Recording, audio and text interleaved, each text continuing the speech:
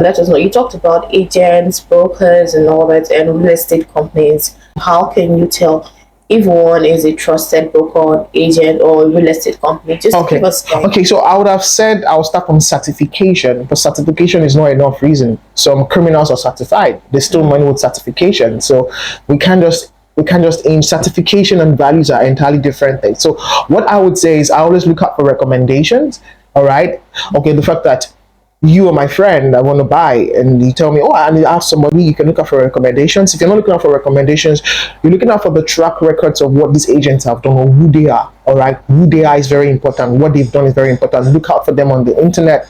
Meet up for them if you have to. Do calls with them. Number three is see if your values are aligned. What are the things? By the time people are talking, beyond selling to you, are they connecting with you? Connection is a big thing. Values can be felt. It can be felt. If you have good values, I can feel it, and I can. If anything goes wrong, is this realtor able to fight for me dirty? Is he in my best interest? And there is the knowledge in the industry as well. How much knowledge does this person has in the industry? I mean, for instance, there was a real estate property that launched at about 35 million naira when it launched. It was just land, but they said it was this, it was that, it was overhyped, and people were buying it. And a client of mine reached out and said, "Can I buy it?" I said, "You can't buy it because that same 35 million naira, I'll get you 5 plots of land in that same area. The cost of fencing it around and putting documentation is will not even be maximum of 50 million naira. And in the next 3 or 4 years, we're going to be cashing out." And if I don't have the intelligence of that area, number one, if I am not honest to him, number two, if I don't want to do the hard work, I'm looking out for myself.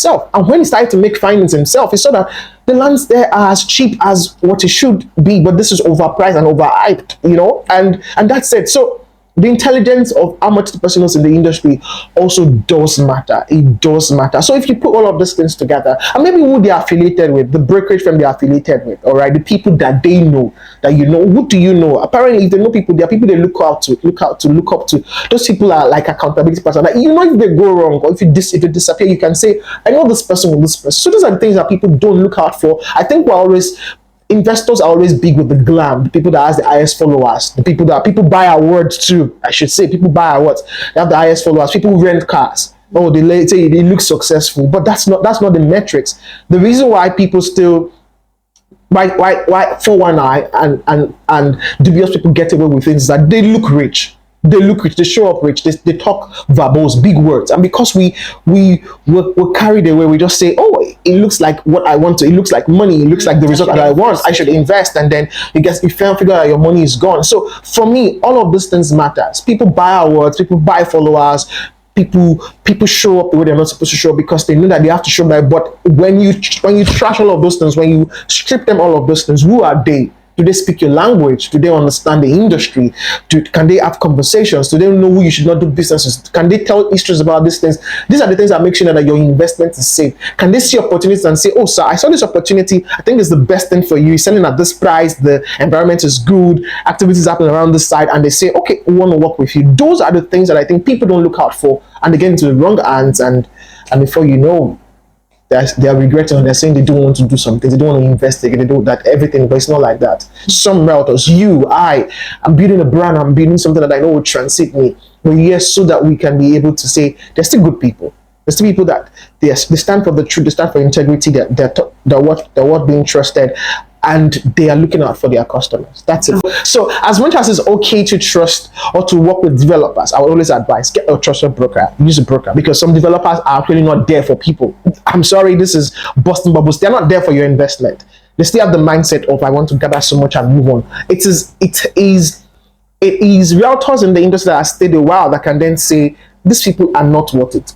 If you would have a lawyer, have a lawyer for legal, have a doctor for your health, have an engineer for basic thing, have people around you, have an accountant for your finances. Why don't you have a trusted real estate broker for your financial goals, which is actually very important because it's proving that our finances, or the fact that we know we're going to retire in a certain way, always helps us, literally helps us to live a better life. So I think that it's always good to always go with a broker 100% of the time.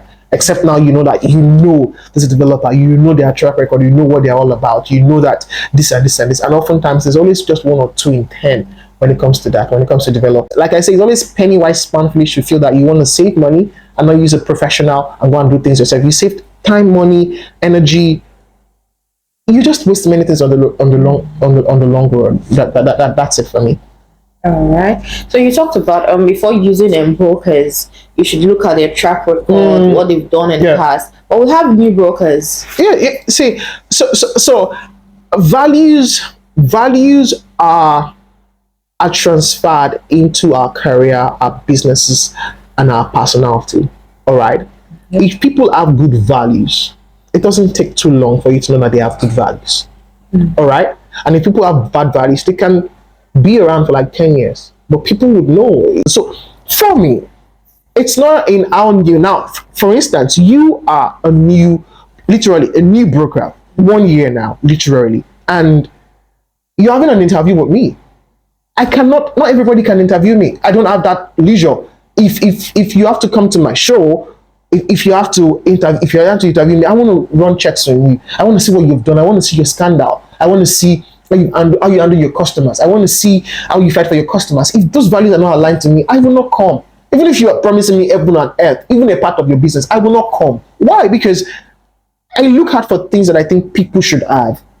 They should be like me, and then I can support them. So we're having this conversation, and I'm excited to be here because you uphold the values, and people can always feel that, and that's what they want. They want people. I mean, real estate or any business is trust. We do volumes.